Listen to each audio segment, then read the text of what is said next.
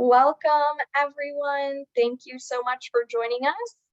We're going to be started in just a minute here. Our platform is letting everyone in, so hold tight and we will get started in just a minute.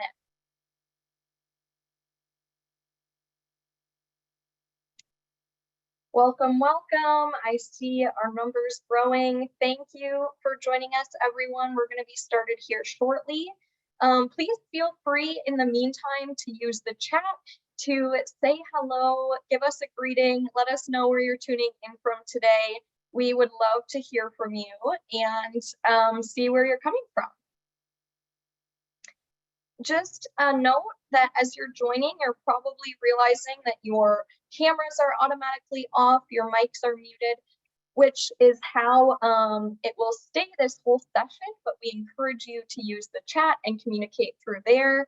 I see some of those greetings coming in. Hi, everyone. Oh, awesome. We have people from all over today. Perfect. Well, I'm going to go ahead and get us started.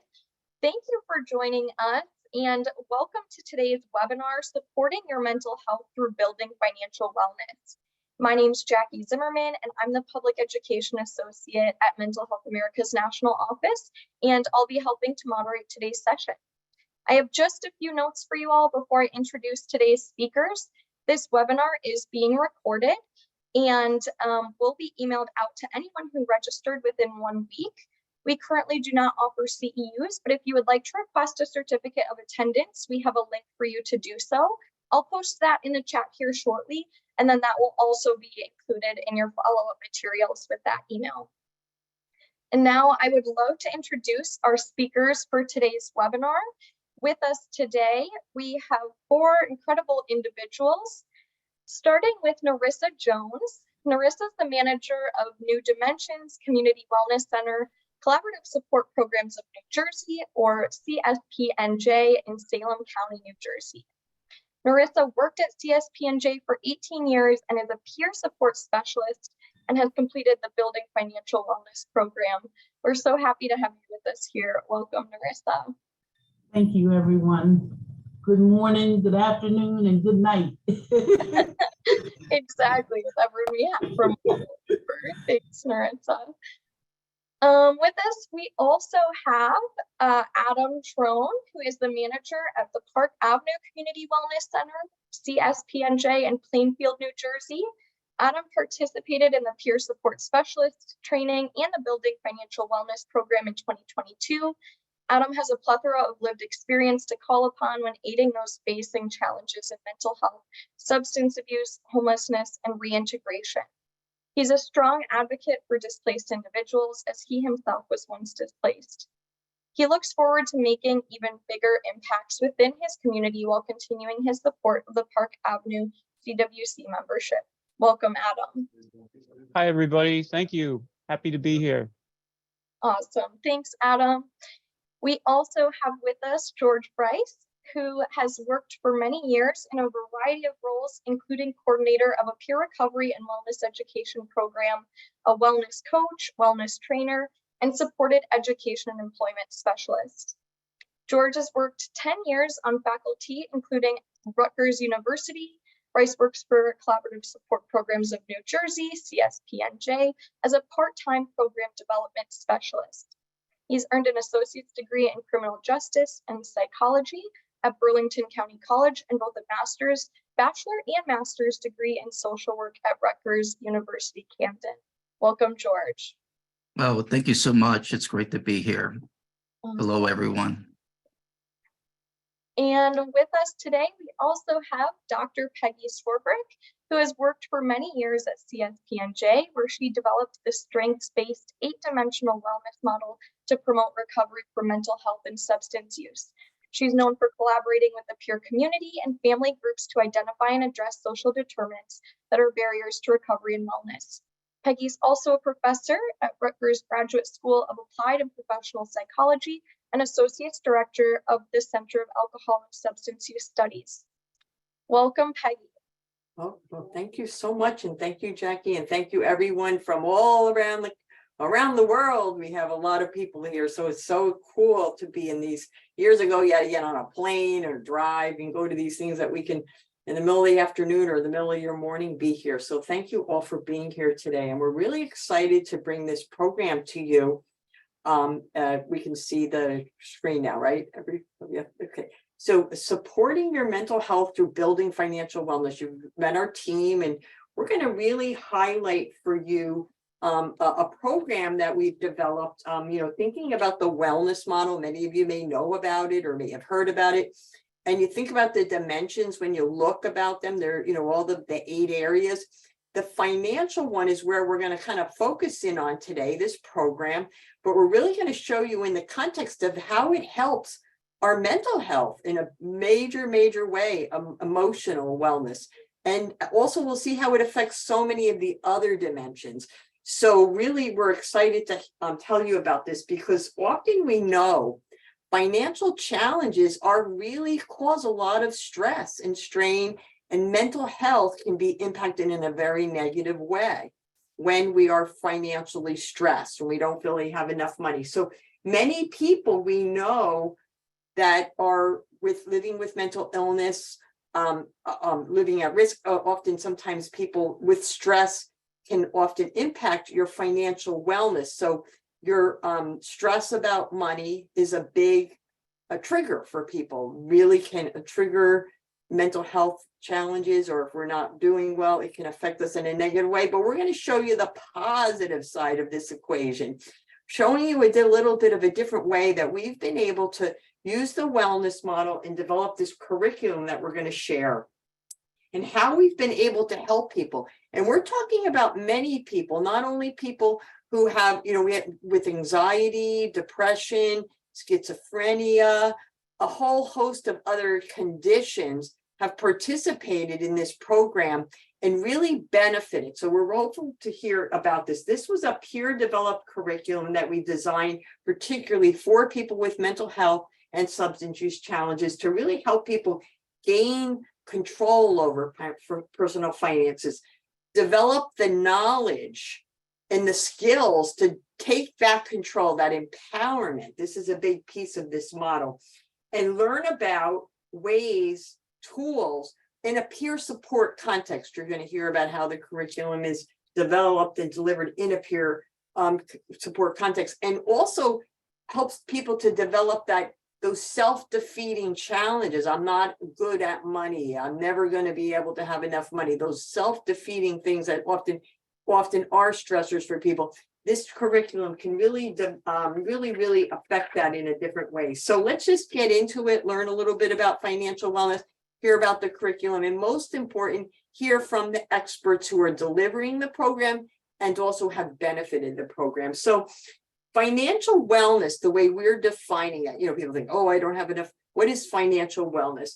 It involves having the resources to meet basic needs, but also having a sense of control and knowledge. So there's knowledge and then control.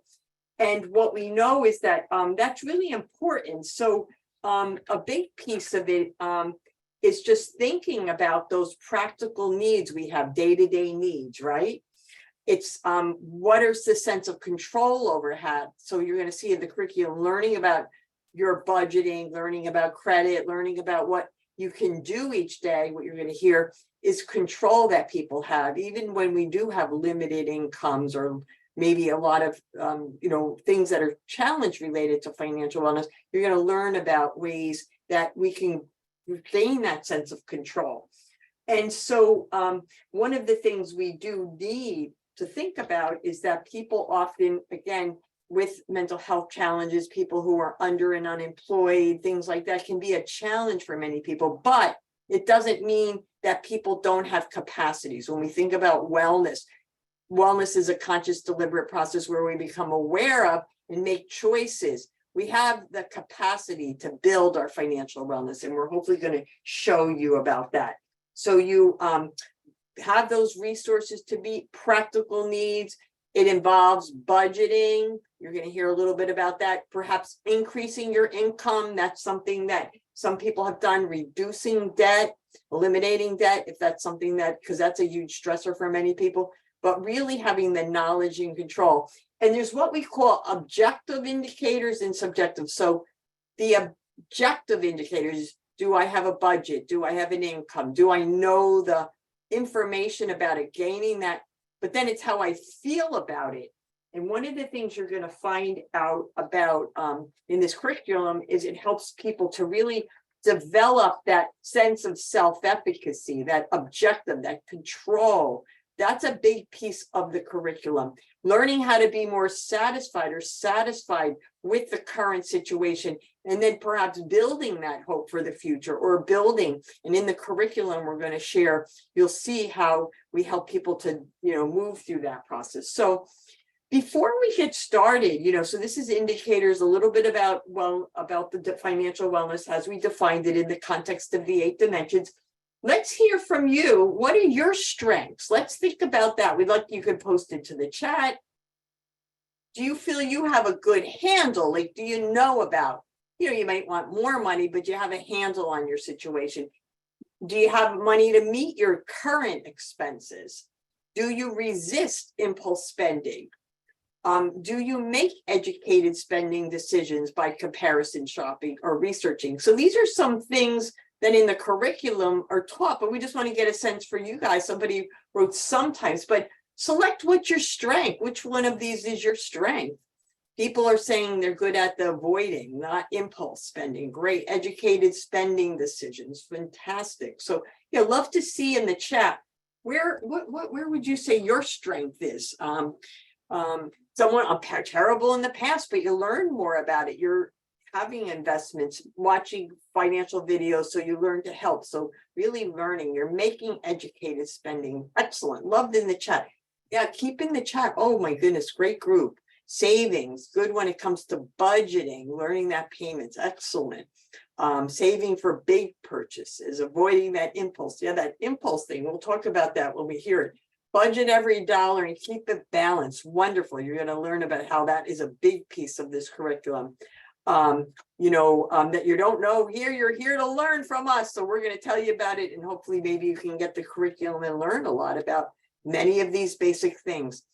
Excellent. I love this in the chat. George and Adam and, Nerissa, we'll keep looking at the chat because we can get a sense of the group here, and when we maybe are asking questions and we talk about things. So a lot of good strength that your group has, but we're all here to learn because we could always learn. So just wanted to get a sense of that with you. So thinking about it again, we're moving a little bit too quickly. So the poverty is just too rampant in so many groups, was been mentioned, but particularly when you're living with mental health challenge, or particularly when they're more severe and persistent, and or people under and unemployed, which is often, there is a cycle of poverty that happens for people. And this is one of the reasons why we developed initially at Collaborative Support Programs in New Jersey, about over almost 30 years ago, we developed a financial wellness program. And then we were really excited about 10 or maybe 15 years ago to work with Dr. Judith Cook, where we were able to develop the curriculum that we'll be talking about today. Really being aware of that, even though people are in poverty, we can help people save, we can help people to manage. Many people on payeeships, that's really stressful when someone else is managing your money. Living in poverty, having payeeship can really cause a cycle that's really not so great for people's wellness. So we wanted to think about how we can break that cycle for people and teach people and learn about how the financial wellness can affect the other dimension. You're going to hear from our presenters how that happens. Learning about your finances, learning about your financial wealth, it has such an effect on the other dimensions, and you're going to be able to see that in such a way when you're able to learn from our presenters hearing about it. So when you're not well, it can affect your health, right? It has so many negative outcomes on our mental health, our physical health, our social health, our intellectual, our spiritual health. We feel hopeless. It can have a really negative effect on the other ones, but again, it can have a positive effect. So what happened was that we had many years of helping people at Collaborative Support Programs in New Jersey and started to work with the University of Illinois, Chicago, to develop this curriculum that we could teach people about the wellness model in the context of financial wellness, how it can affect your other dimensions, that we can really help understand some of the barriers. It acknowledges those barriers, we showed recently, all those social determinant health factors that affect people, access to healthcare, living conditions, the negative things, but we can turn that around and understand those barriers, and we can help people. We can help people develop the skills so that can promote their recovery, promote their mental health, reduce their stress, and really perfect their overall health. So that's what we did. And so how the curriculum works was, it's a 6-class curriculum that includes a instructor, guide, and participant. This will be all available. It's publicly available on the University of Illinois Chicago Solution Suite. Will give you access to that. The guide teaches you, gives some information for the facilitator, and it covers some basic information around, I'll highlight in a few minutes. And here is a site. On the site here, this PowerPoint, there's the guides. There's a podcast. It's a 6-minute overview snapshot. If you don't have much time, you want to listen to it, you can learn about it. Or you can go to the 25-minute webinar that walks you through sort of what it's more detail, how if you want to start to, use it, gives you a little bit more detail. You really want to implement it. You probably need to do a lot more.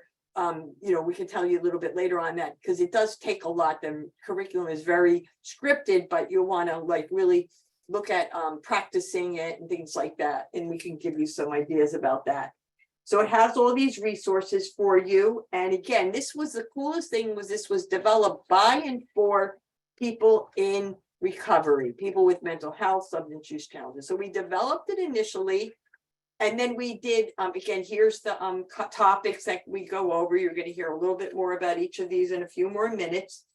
And then we were able to do a pilot program where we just piloted it with people in New Jersey and Illinois, and got some feedback and refined it. It's offered 6 sessions. You could do it weekly or twice a week. We do it usually weekly, 90-minute sessions. It has to do with materials, in-class discussions, homework discussions. So it's very interactive, and a lot of what you'll see there. So that's what we did. And now we actually are doing a randomized control study of this. They're going to tell you a little bit more about the details of it, and then you're going to hear some of the really great benefits. So George. Oh, thank you, Peggy. So for class 1, introduction to financial wellness. In this first class, people are learning about financial wellness and financial control. They also begin to notice how a lack of financial wellness negatively impacts the other wellness domains: emotional, social, spiritual, occupational, physical, intellectual, and environmental. This is an opportunity to develop skills and to improve knowledge and to improve finances. Going to class 2, financial wellness basics, money management. Here in class 2, people are learning to build financial wellness habits and skills that are key to financial control. They are also increasing their awareness about the differences between purchasing needs versus wants, plus addressing challenging spending triggers. Furthermore, living within your income and lowering expenses. So next we have class 3 for Narissa. Thank you, George. This class focused on budgeting, and we each took turns and made a sample paper budget for ourselves. And it was in 4 steps, and it offered examples to create our own personal monthly budget. And developing budget skills provides increased financial control and is key to setting financial goals. Keeping track of expenses while you're reviewing receipts helps you to plan how much you will spend in the future weeks and months. And I found that very helpful to plan what I was going to spend instead of just, just being out there. So next is number 4, class 4. Oh, these are some of the materials that we had in budgeting class. We had a zipper seal baggie where we kept a pad where we kept all of our expenditures that didn't have receipts. Say we got coffee and they didn't give out of a vending machine or soda out of a vending machine, we'd write that down. Everything for a week. And then we would compile that expenditures for the week. And that way we would be able to plan for how much we'd spend the next week. And then we'd multiply by 4, and that would be how much we would spend for the month. So it was very, very helpful. We got these supplies in the mail to our address, and it was really, really nice and very helpful. And that's a example of our monthly budget where you put your bills, the amount, the date of the bills are due, the date they were paid, and notes on the bills, and total up your income, and then subtract your expenses and see if you got anything left over, which hopefully you will, or will in the future. Then class 4 was savings and banking. And we talked about the values of saving, common financial services, strategies for choosing a bank, opening a bank account, and the importance of saving money and ways to earn extra income.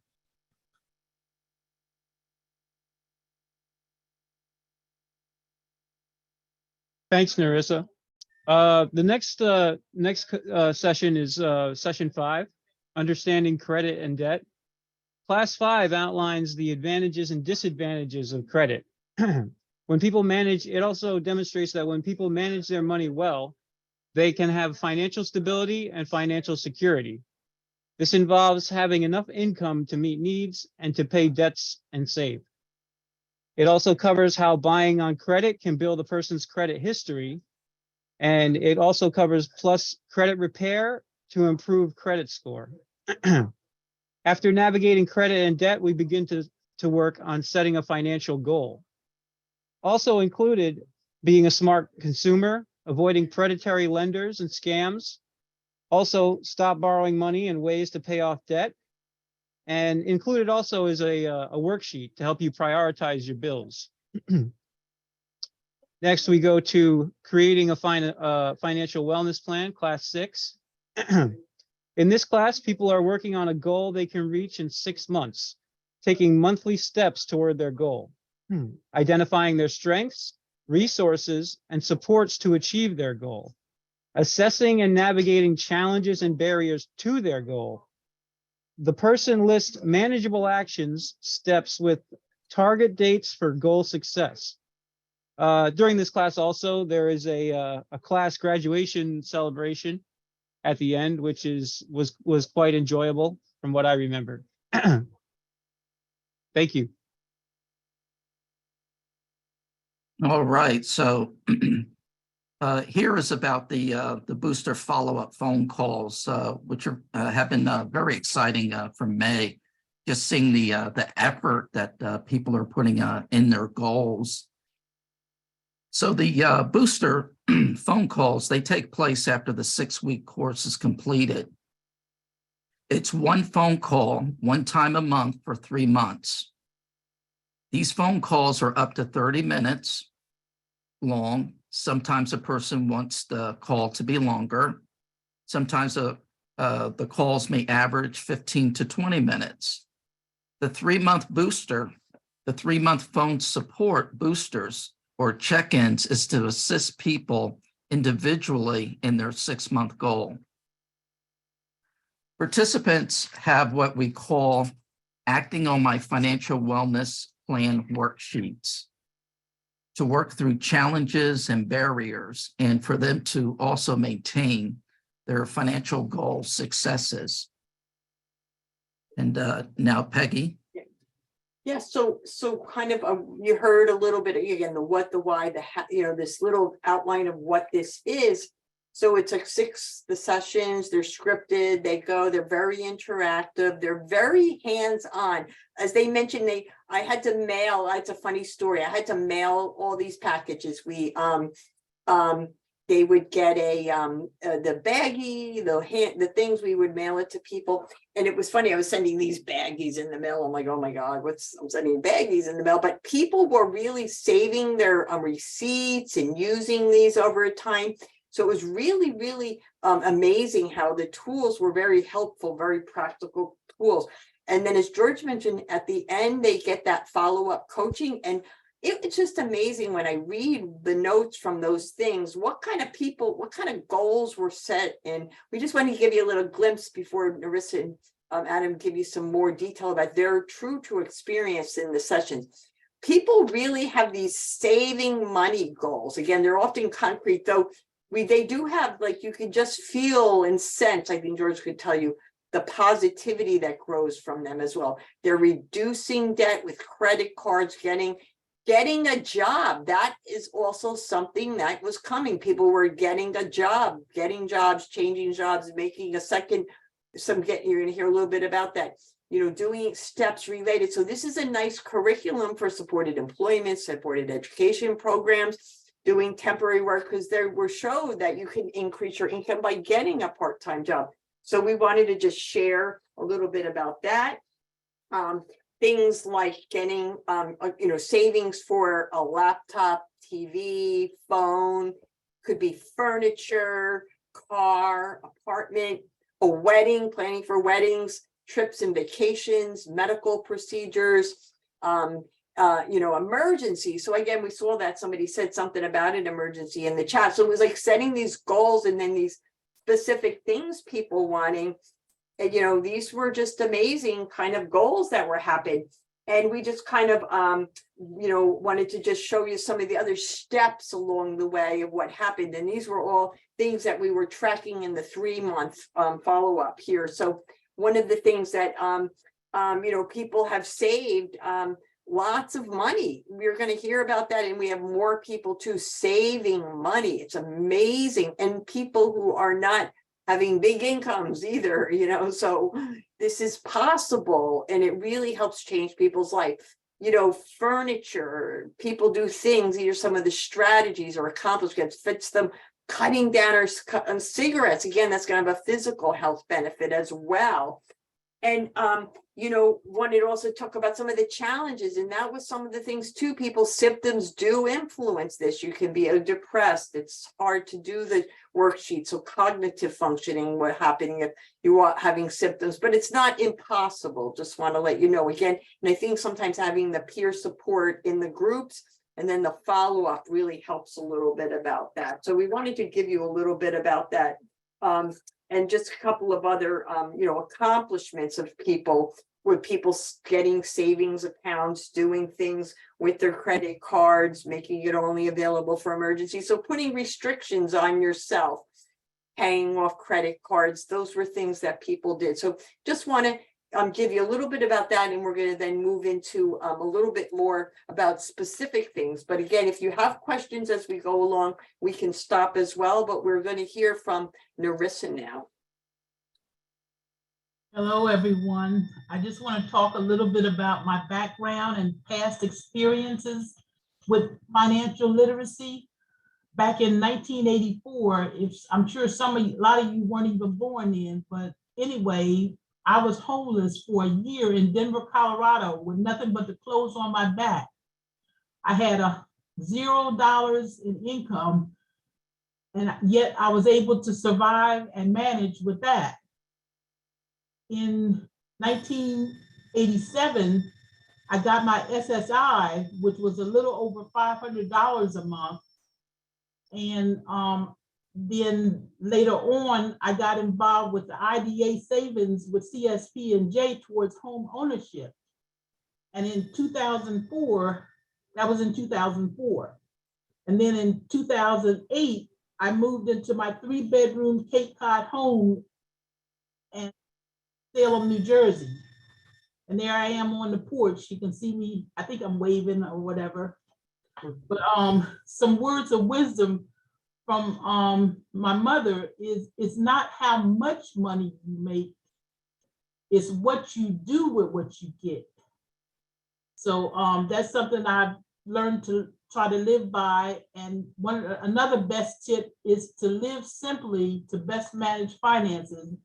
And all my experiences being homeless and not having a lot of money, you know, that set the stage for me being able to manage better with more.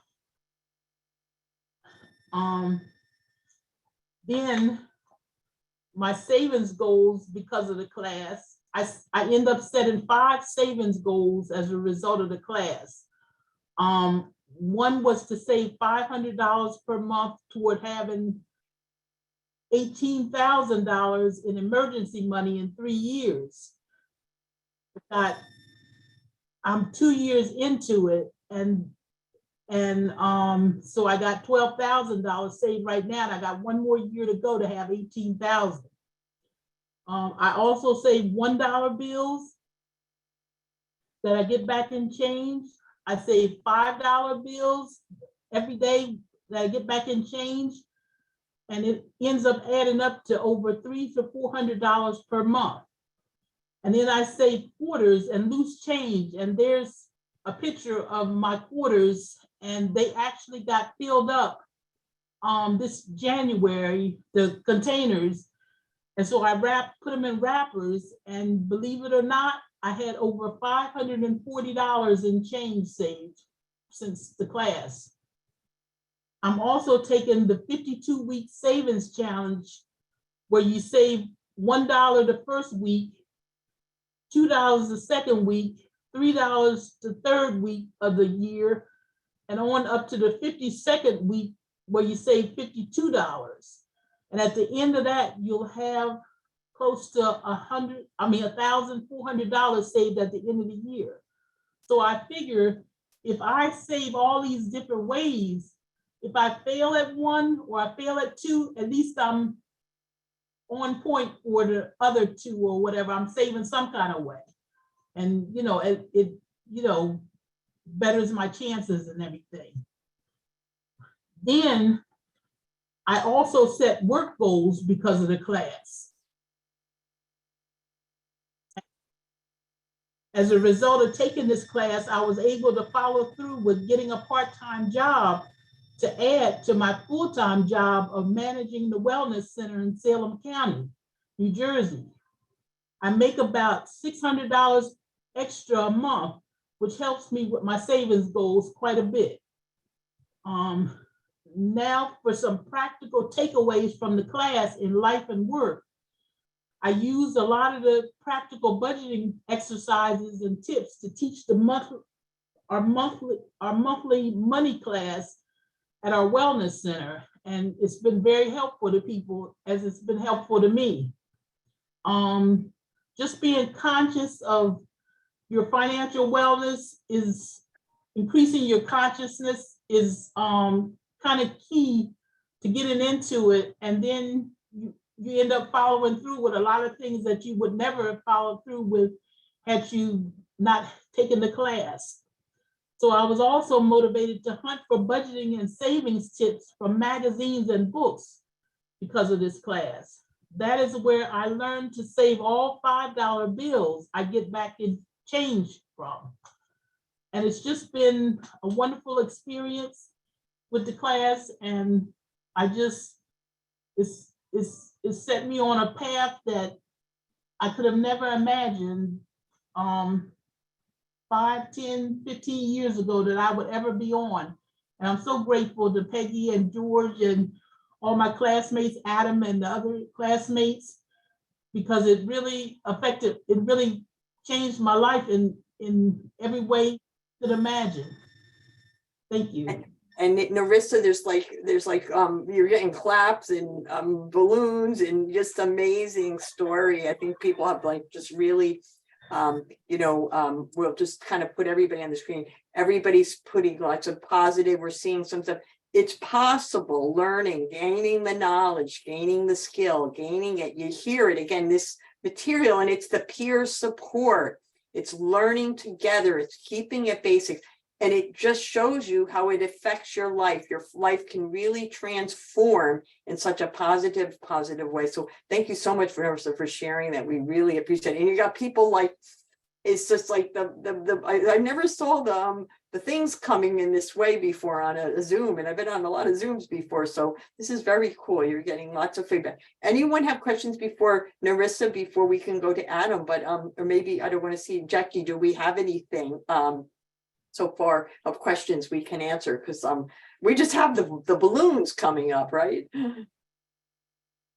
Yes, so great to hear from you, Narissa.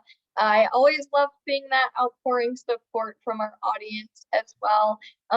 Right now, mostly comments, Peggy. I think we can continue on, and then just a reminder to everyone, if you do have questions as we're going, please feel free to be adding those into the chat.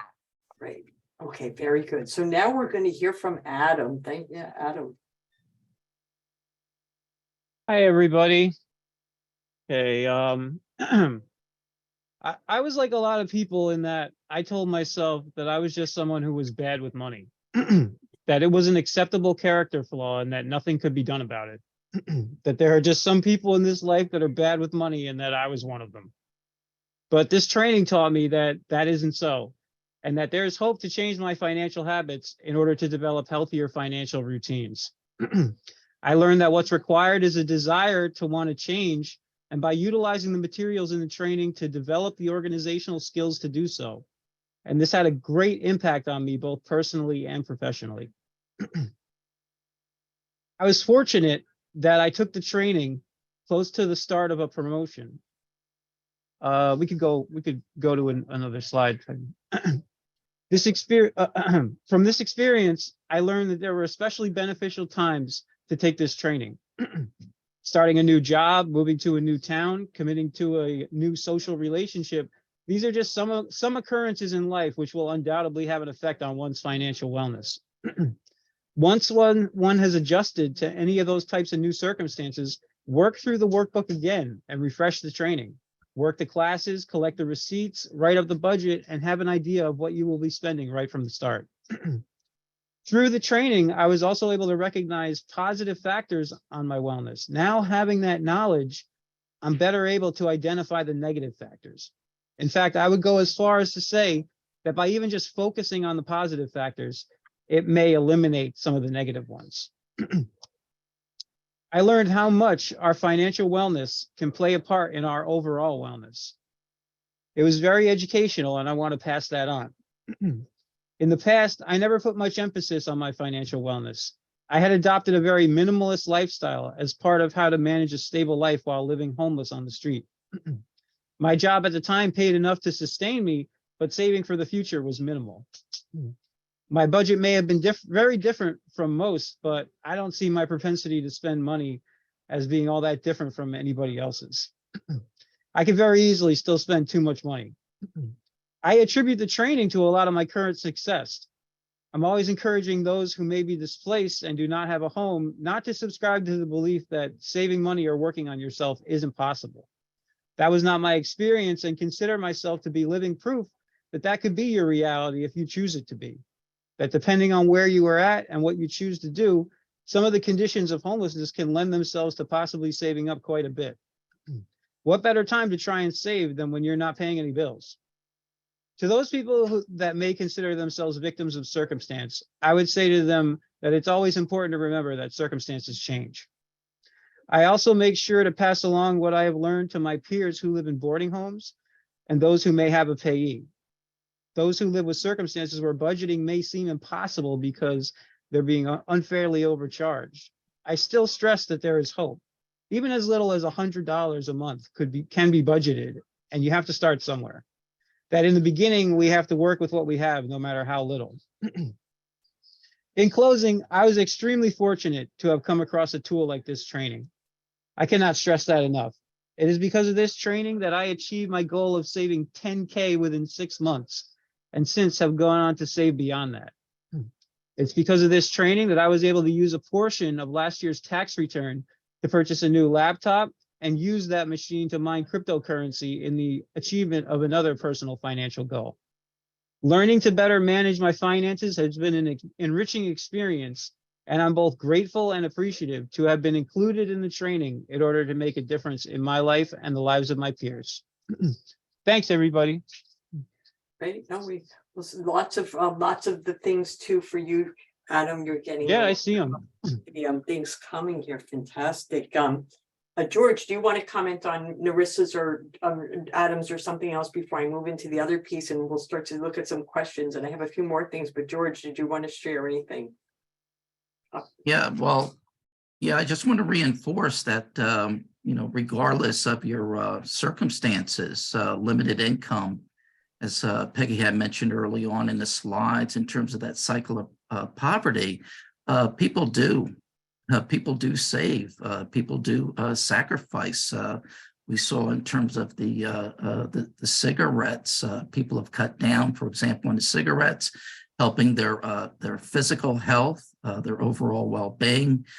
One of the things that reminded me, a particular gentleman that was saving for a car, his motivation was that he was having physical health problems and didn't feel he could continue to walk the many places that he was going to, including 2 part-time jobs. So, and one of the things Narissa had just mentioned in terms of thanking people, including Adam, that were in the classes, that was a tremendous learning environment, how the peer participants supported each other and really made it a very comfortable learning space for everyone. And with Adam, just remarkable. If you didn't quite hear, Adam modestly said 10K.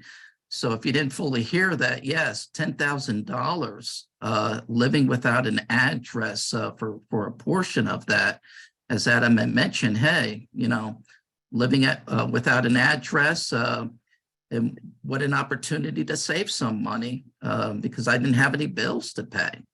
And now Adam is sheltered, which is wonderful. Thank you, Peggy. So there's hope, as it says here. I love this Adam's thing. There is the hope. It's financial behaviors and financial habits. It's the habits that it focuses on. And then, with potential to teach people. Someone wrote, saving is seen as stinginess by people. How do you overcome that? So I'm not sure. Again, I guess some people. I'd like to address that, Peggy. Okay. Years ago, when my mom was running around in the stores with her best friends, they used to spend at the stores like Macy's and Lord and Taylor, all those stores they used to go frequent or whatever.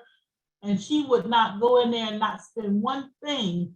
And they would get mad at her because she didn't spend anything. But you know what? She always had enough money and to pay her bills and was never begging anybody for money or anything like that. So it's kind of a hater thing when people get mad at you for being smart about your money. Yeah. So you're being smart. So don't listen to that stuff. You gotta tune that kind of junk out. Yeah, so it's not really, it's like it's seeing it as a positive, the negative perception if we buy into it. And if it's good for you, it's doing that. People would say that to me. I used to get called like things like that I was a miser and this and that. But it was like, no, I need to I was very I'm very, very it's my self-care. I love it, Toby. Excellent. It's my self-care. It's my choice, and it's my choice. If you have that savings, it's for you. Excellent. I love these answers, and we're giving them to each other. We got peer support going on here. Yeah, I agree with Narissa. I mean, I would take a look at where those comments are coming from those people in your life. I mean, usually where people aren't if they're criticizing you in a way, look at what they're focusing on. I mean, is this person responsible with their money, the one that these comments are coming from, or are they the ones asking you for money? So And that's a big Yeah. thing. We have so many people give their money away to people. People are predatory on people, particularly this. We see this a lot with people with very low income and kind of settings that Adam talked about. And it's been very horrible the way people are taken advantage of. So very true. you I know, see it a lot. you definitely, and people will take advantage of people, and rather than seeing that as a strength, that's the person saving to get out of that situation, and people feel, but anyway, some other things that we wanted to highlight, and we love this, your questions, please, as we come to starting to move towards wrapping up in the next 10 or so minutes. Want to just a few more things and want to take some questions. Everyone had a chance to speak. Very interactive. So that's what you're going to notice. It's very scripted, but it really look at that if you're going to use it as a facilitator, because we really have a really good science of the interaction and engagement. It can't just be like this class of George teaching people this. It's very interactive. He's very good, but it really is very interactive. The assignments in between, very practical things to kind of build the habits we're in. People like to get this stuff in the mail. If you are not doing it in person, if you're doing it Zoom, mail it to people in advance, the manual and stuff. People love getting that in the in advance. So, sending this stuff. And then the peer support was really a powerful thing. So if you want to facilitate with a peer supporter involved with you doing it, if you're not, or peer supporters together implementing it, that really works well. It could be a non-peer peer together. So that would be a thought to think about. And some other things people talked about in it. They like to see, got to see my strengths, and I got to be aware of my weak points, like not weaknesses, weak points. I think seeing, where I'm strong, where I need to build. Hearing how other people it was going with them. They really enjoyed that, and that people were in the same boat on a lot of the different things, and they could get that peer support from one another. The savings and checking, there was a lot of good information about that for people. Many people are unbanked. I didn't go into detailed statistics because we wanted to keep this practical, but there is some really interesting data about the high rates of under and unemployment among people with mental health challenges, as we know, but also of people being unbanked and people staying away from banks for different reasons and not understanding how to use the banking system to your advantage. And then the big piece, as George said, is the financial goal plans, and then that follow along with the coaching calls, the booster calls was very important, as well as the tips on the saving and avoiding debt. And as you saw with Narissa, she put into the chat her little suggested, cool idea about that 52-week thing. And there's so many of those cool kind of things that you could you never know who's in your group who might bring about some really cool idea that really helps people to save those pennies. I picked the penny up, I picked the dime, I picked the quarter. I just saw $1 2 days ago on the street. I pick it up. I just, you pick it up and maybe, pass it over to someone else and buy them the coffee, or just saving it for yourself. So definitely something to think about. Here is where you can find it. We have other resources on our solution suite. It's called we made it sort of like the Microsoft solution suite. It's the solution suite for health and recovery. There's 19 products that and this is one of them.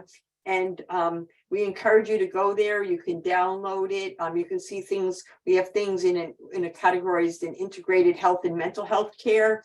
There's a whole beautiful things. There's things on physical wellness, journaling, wellness activities, a whole bunch of stuff, but you'll definitely find the financial wellness one here, right here, and in the self-directed tools section. So you can go on the website and see that. And as I mentioned before, again, this is something I showed you a little while ago at the beginning. This is the materials you'll find there, and you can download them, and basically they're there to use, and you can reach out to us with questions. And we just love for more people to use this material. We're getting finished with our randomized control study. We've had 100 people, there'll be 100 people in that study by the end. We start our last round, and we're looking forward to sharing the results, but you have heard some of the benefits of this project, and you're going to see many more. There's no charge to download. This is free, accessible. It was funded through National Institute on Disability and Independent Living funding, and it's our money to give back to the other people in our society. That's where it's there for you, for you to download. You just have to pay for the paper if you're going to print it, for your whatever your printer costs. Thank you so much, Peggy, and everyone. I know someone had asked about sharing the links. All of the links for those types of materials, I'll be sure to include in your follow-up email as well. So those will be in there along with the recording. So thank you. I know we have a little bit of time here for some questions. We've had a few come in. Please feel free to continue sending any questions in the chat as we have about 10 minutes. The first question that we got, and anyone feel free to jump in and share thoughts on this. Someone asked if getting more financial independence would require some time off from example classes or school. To get that, how would you explain that gap time to a future employer? No, well, I mean, Narissa, Anna, most people who were working took it. It was one class once a week, 90 minutes. There was no interruptions in any school or anything. This would be great for students in college, people working part-time, full-time. We had all types, so it wouldn't necessarily mean you have an interruption in, because it's only 6 weeks. And then there's the boosters that are just like George said, George talks longer to people or shorter to people, whatever. And I think people who are implementing this could be tailoring it to someone, but we wouldn't want to have anybody have to interrupt from school or in a work job, in a work situation, unless you felt that need for that. Mhm. And I'll add that, there's a possibility to work with your employer in terms of flex time, making up the time being in the classes. So that's a possibility as well. And, some employers will just support it and say, hey, yes, I want you to go to that. Thank you, George. Another question that was put in the chat was, if I don't have social supports or groups to help me with this, do you have suggestions for those of us that are not near you location-wise? Well, this was maybe work with your local peer support center, your local mental health association, your local whatever group does groups. This can be done virtually. So you could offer this virtually, and you could potentially, maybe we could find a way to find out when somebody's offering it. And maybe that would be something, if your local mental health agency or your local peer support has it, offer it, there might be ways to find out who's offering it. And, like if we offer another one through CSP, keep in touch with us, because we could perhaps offer it through CSP. But we can offer it to anybody around the country because we do it through Zoom. Yeah, I would also add, I mean, like you could always, if you're taking the training with some other classmates, I mean, you could possibly partner up with them. And I would also remind everybody about the booster calls with, that are planned into the sessions as well. The boosters provide that peer support, and maybe that's part of your goal. That would be a really good goal, because your financial wellness goal could be getting support from someone. That it doesn't mean you have to save money as a goal, but the goal could relate, or the strategies can be building your support system or even establishing a system. So, that's really, because the wellness goals are very personalized.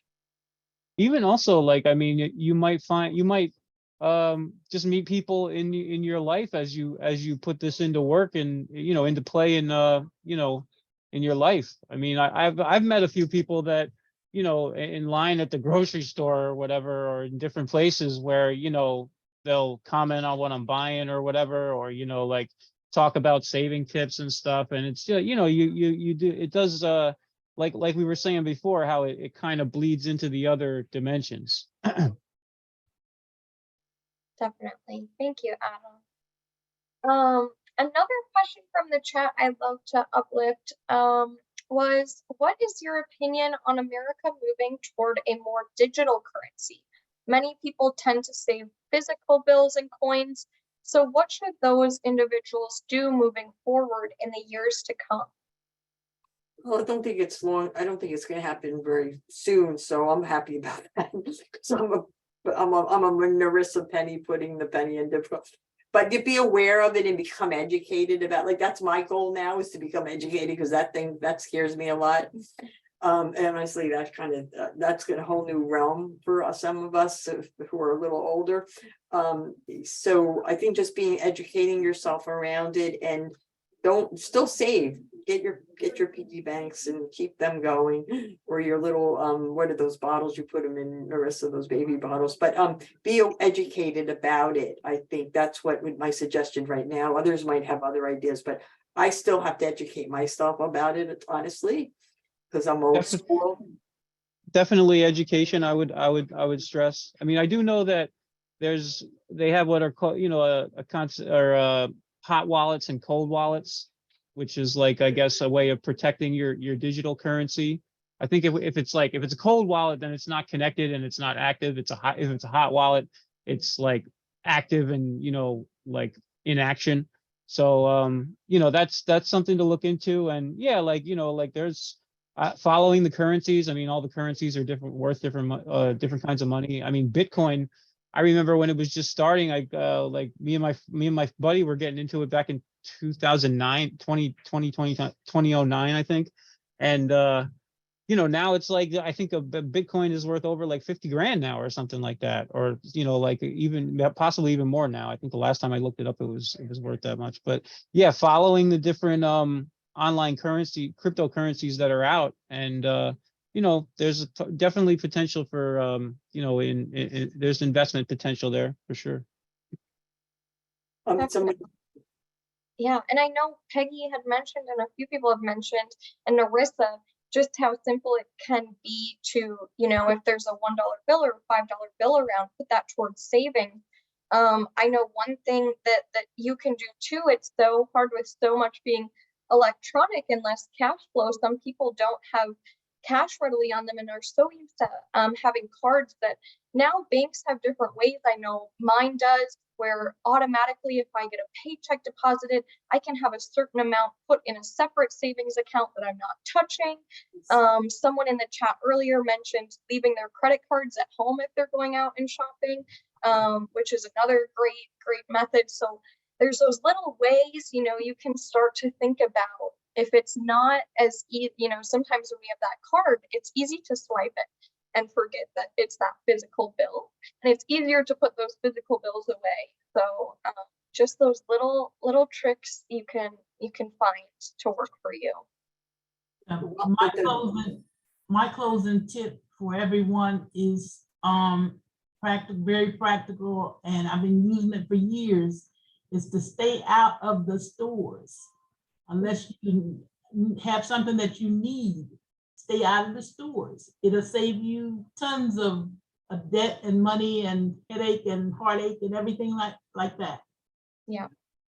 Developing, and it really affects our mental health in a big way. I've been in the field for a long time. I've been in the mental health system for longer, as Narissa had said, many of you see that it's a stressor for so many people. It's a trigger for the onset with mental health challenges. It's a trigger for the exacerbation of things.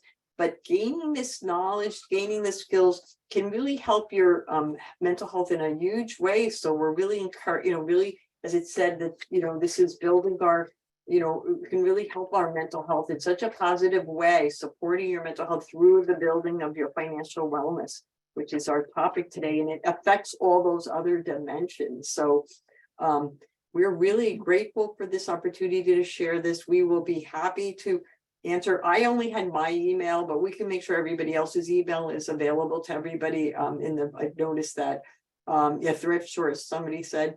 But I think please reach out to us. We're very excited to share this curriculum, and we're just so grateful for all you being here today, and the great questions. And And anyone wants to start running the groups or needs help, just reach out to us. We'll be happy to help lend an idea, brainstorm with you. Yeah, thank you so much, Peggy and Narissa, Adam and George, all of you. And really it is so true what Peggy said about the connection here with mental health, of individuals who are living with mental health challenges. It can be hard when you have additional financial stress, and then reciprocal, if you have financial stress, that can trigger some of those mental health challenges as well. And so we just really appreciate you all being here today, learning, and thank you to Peggy and your team for putting on such a great program and having this curriculum to help so many, and for each of you to share your personal stories. I know that that's so helpful for everyone to hear, to just know I'm not the only one who's going through this. Many people have been in your position before, and thank you all for sharing your time with us here today. Just a reminder, we'll send out all of this information in our follow-up email. We'll have the recording, we'll have all of those links to download these resources, and I'll include all of our speakers' emails as well. So if you have further questions or want to connect, you can be in touch with them. So thank you all so much for joining us, for your wonderful questions and engagement. And thank you, team, Peggy, Narissa, Adam, and George. We so appreciate you. Great, thank you. Great to meet everybody and have a great week and save a few. Yes, thank you. Save a Yeah, few. thanks, everybody. Good luck out there. Thank you. Thank you all. You can do it. I did it, and you can do it. Thank you for your encouragement, Narissa. Thanks, everyone. Well, have a wonderful rest of your week and enjoy your weekend. Thank you all. Thank you for your help, Jackie. It's been great working with you. Of course. Thanks, everyone.